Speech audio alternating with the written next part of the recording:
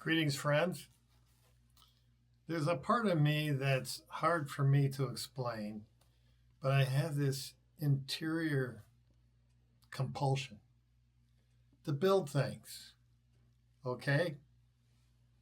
I see something that has to be done in the house, create a room or whatever, redo a kitchen.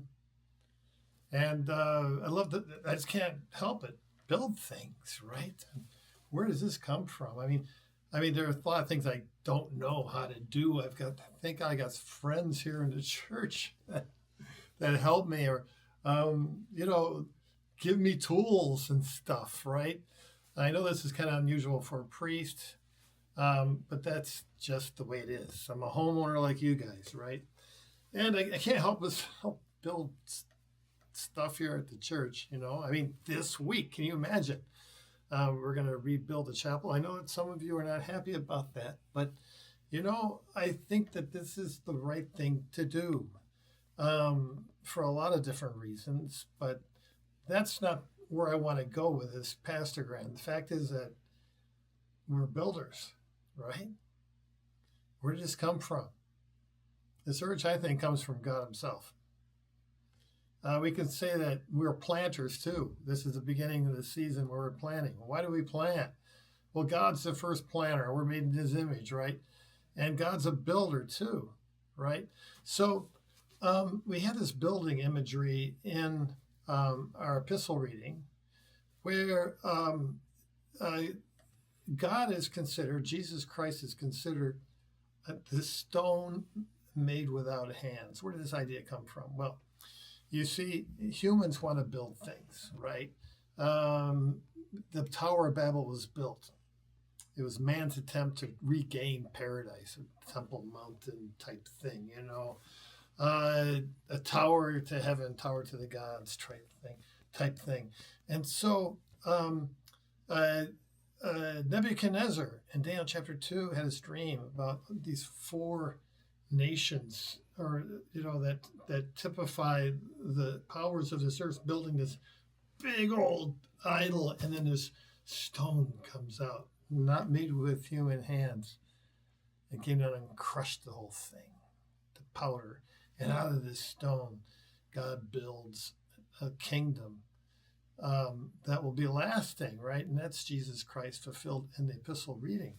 And so we too have to see ourselves as builders of our interior. Okay. Christ, of course, is the head cornerstone, which is rejected by the world, upon which He's building His temple, the church. But we, as stones, living stones, are all part of this. Okay. So we go to the gospel, and what we see, Jesus said, "Don't fret. I'm going to leave you as you know me, but I'm going to go prepare a house for you. I'm going to build. Okay, my Father's house are many mansions.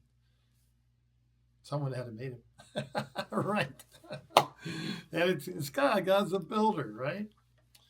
And He said, in my Father's house there are many dwelling places. I've said this many times before, but the Greek word is monet. Okay, just like the artist. Got it? Okay.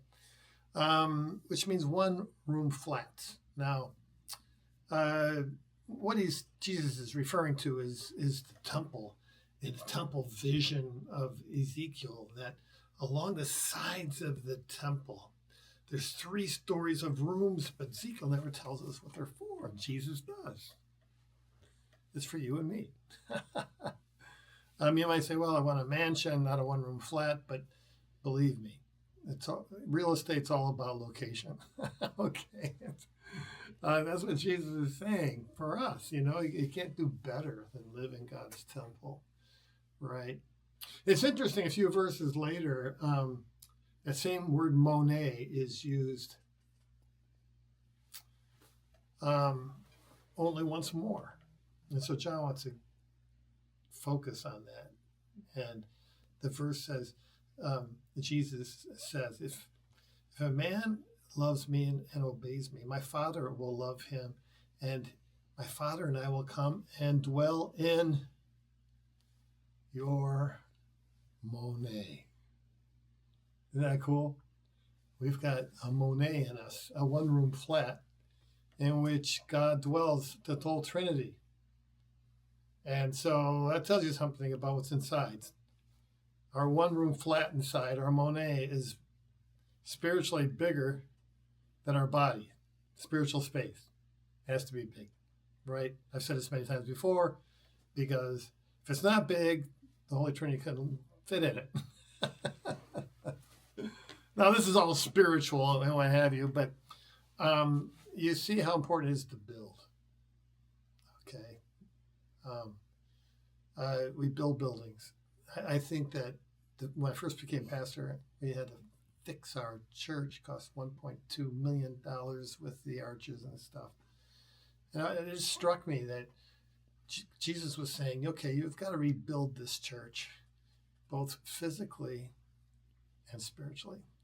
I think that's what we've been doing here, rebuilding a church, both spiritually and parallel to that, the holy space that we are the making here to the honor and glory of God, all to the purpose, right, for us to grow in time and space, grow in this material place called our parish, of which we are to be the spiritual, moral, and social heart of Eldersburg and Sykesville through our encounters with Jesus Christ. So these are the things I'm thinking about for this week and this week's readings.